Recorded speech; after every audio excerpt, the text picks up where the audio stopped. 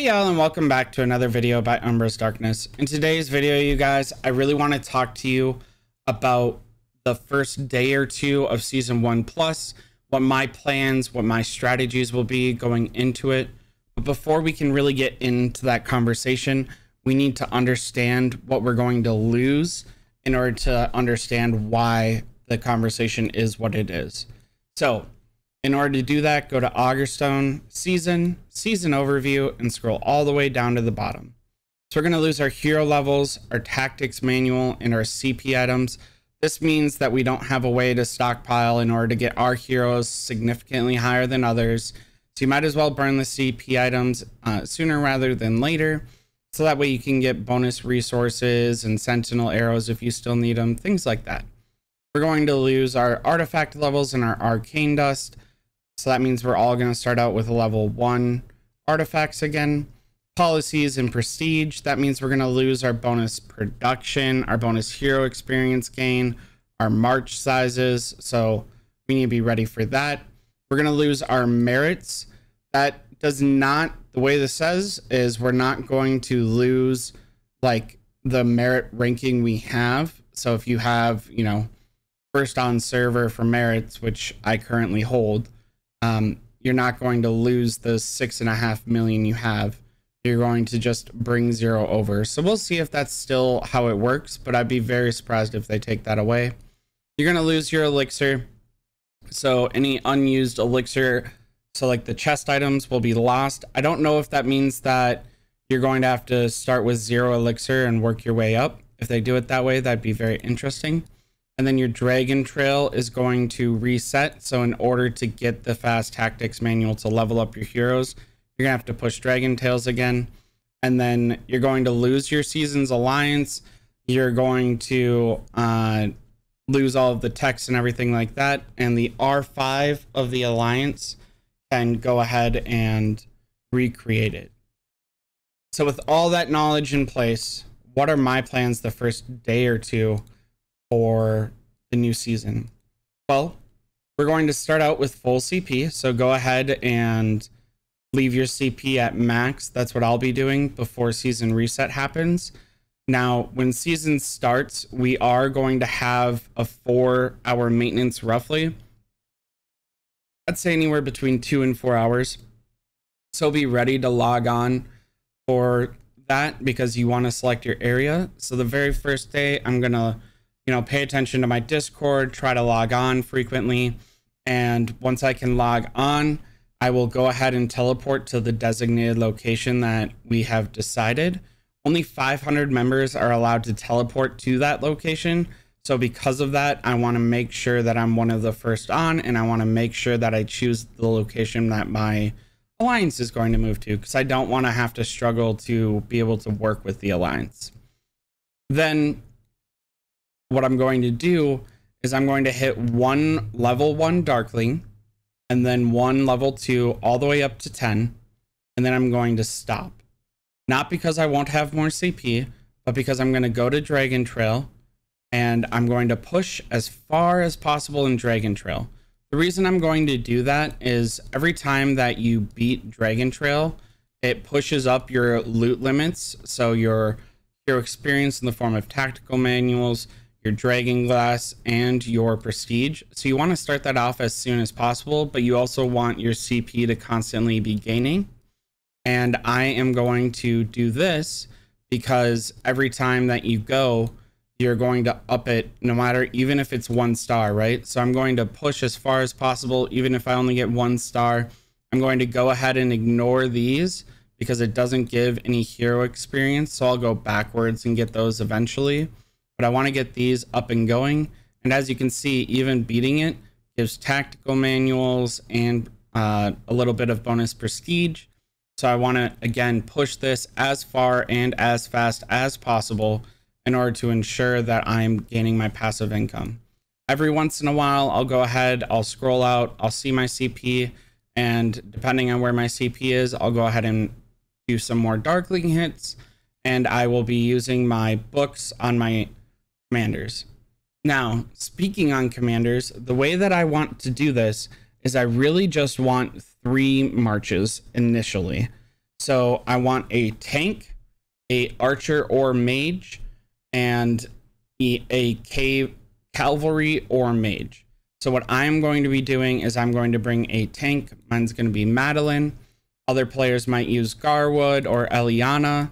Eliana is a super strong person initially, so I might actually do Eliana and then Madeline, but I really want to use Garwood. I haven't decided yet. But for free-to-play players or someone that doesn't have Madeline or doesn't have Garwood built, Eliana would be a strong hero to use because she has the peacekeeping branch. And then for archers, I'm going to go ahead and bring up Kanara, and I believe I will be able to get the new archer, and that will be my lieutenant for her after I get her to level 20. I'm doing her because she's high DPS, and honestly, she's one of my favorite characters in the game. And then I'll be doing Lily as the mage because she has a peacekeeping branch. And once she gets to level 20, I'll go ahead and I will start leveling up Velian with her. Why 3 marches? Why not 1? Why not 5? The reason that I'm recommending 3 marches is because Dragon Tales. I want to be able to push Dragon Tales as far as possible. And Dragon Tales starts out, so if we go ahead and go back to Dragon Tales, let me scroll all the way up to the top again. Dragon Tales starts out with only 1 march, and it's going to be a while until you can get to 4 marches, 5 marches, right? So I want to be able to push this as fast as possible. Even at level 30, we're only at 2. And at level 40, we're at 3, right? So I want to be able to push this as fast as possible. There's a quest in the first 15 days of a new season to get to level 55. And that's when the 4 stages is, but you have 14 days to go there. So we really want to ensure that we can push Dragon Tales to push this passive income and push getting your account. It's all a snowball effect. And, you know, it's really pretty to have my name up on first place, right? I like those types of things because I'm weird, right? So that's my initial plan for hero experience and for pushing all of those things. Now, another thing that I can do as someone that spends in this game is I'm going to go ahead and I will be purchasing the first $5 or maybe $15, right? It goes 5 and then 15 because it gives a little bit of arcane dust.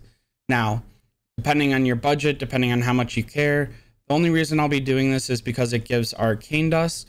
And so I don't have to hit dark creatures as much, which will ensure that I can get my artifacts up higher, and therefore I can push higher levels of the Dragon Trails faster. Fit it into your budget. If you're free to play, obviously don't pay attention to me. Don't worry about it. If you're low spend, this is not for you. You're going to be wanting to maintain the packs, and you're going to want to be able to buy the season 1+ rewards, right? So that's my plan to like get some artifact levels. Even if you're free to play and you won't be buying the arcane dust like I plan to, you still want to only level up your heroes. It's not worth it to take away from that. The next thing that I will be doing is I will be making sure I join the alliance I'm designated to. So if you're an R4, R5, and you haven't determined how you're going to run it, you need to make sure that you have designated who is going to be in what alliance, because initially you start out with only 40 players allowed in an alliance. And then once you build your core fortress, which is going to be your first one, you're going to have 50 players. And then every 10 alliance towers after that is 1 slot. And inside of our technology, this should be your first and only priority. As you can see, it's 2 per level, and you should be doing the minimum allowed researches to get to Divine Covenant 2. While this one is training, my recommendation would be to either get gold or wood production, probably wood production, so that way you guys can go ahead and create a alliance mana pool. and or war tactics. I'm going to recommend to our alliance, if we are in a war zone, to level up war tactics, or if we are not in a war zone, to level up this so we can start getting gathering.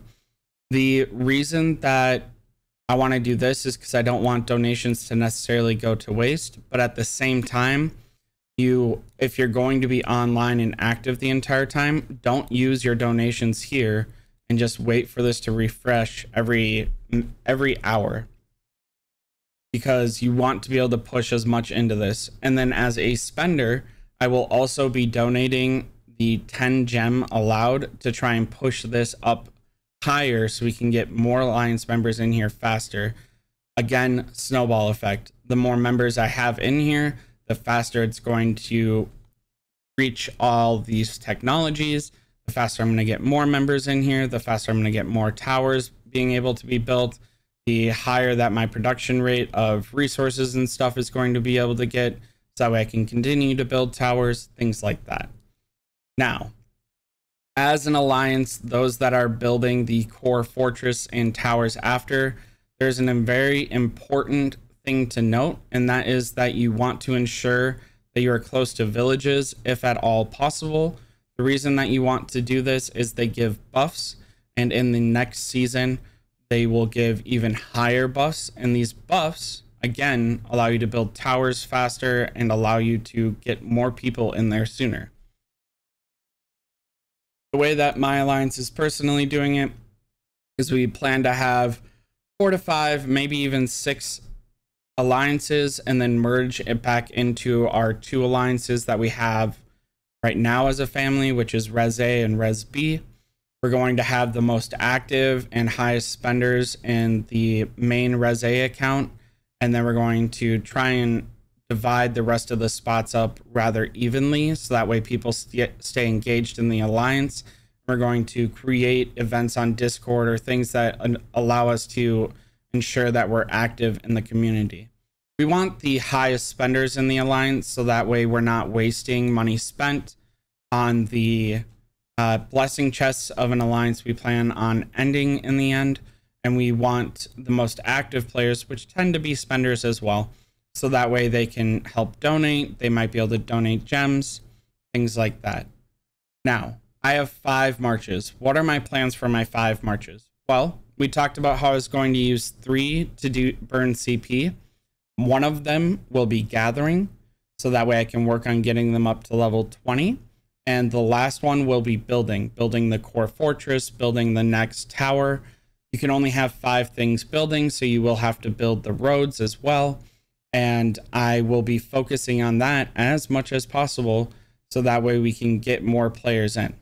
The reason I'm not going to dedicate everything to there is because we do have X amount of things that we need to do, and I don't want to delay my account in case there's war, right?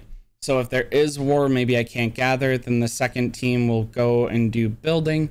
If there is not war, then I'll stay gathering. And then once my CP is all burnt out, the 3 other marches will also go build, and they will go defend the keeps, because hopefully my heroes will be at a high enough level to have a deputy. One of my artifacts will be high enough to make an impact, and I'll be able to defend the key points. For me, the key points will be the alliance tower we're building or the alliance keeps. Roads are important. Again, you can only have 5 buildings going, but I will defend the things that allow us to TP to safety and TP or get more players in. Because initially you'll be scattered so far around the area, we don't want to make it so that way you can't be safe, because you cannot get your city hit when you are initially, or once you are in the alliance area. And we have 2 days to get everyone into a safe location, because in the first 2 days you have a 2-day grace period, a bubble that's put around your city. So that'll be our goal. Hopefully that helps you guys. That is my plan going into season 1+. That is the plan that I hope you guys are able to execute. And if the numbers don't work out, let's say you have 4, right? Everyone should have at least 4 going into season 1+. Then I would send 1 to go build and 3 marches to go ahead and push Dragon Tails. I would not worry about the gather. The gather is only because I have a spare march in that count. Other than that, you guys, thank you to the Patreon for supporting me all the time. I will have a screen soon for you guys. My editor is working on it to make it look all pretty. And then if that's something you want to do or considering to do, the link is down in the description below. If that's not something for you, please consider hitting that subscribe and like button. It means the world to me, and it does really help me out financially. Other than that, you guys, you know how we do it when we do it over here. You can catch me in the YouTube comments. I do try to respond to as many as possible, but I get a limited number of push notifications. Or you can find me on my Discord. Discord is currently being revamped, so that way there is a Call of Dragons section, but there's still general chat if you want to talk to me there, or you can DM me. I am the #1 talker on my Discord, so feel free to tag me at any time. Or worst case scenario, you can catch me on K102. Until next time, y'all, stay humble, stay happy, stay hungry. Bye, y'all.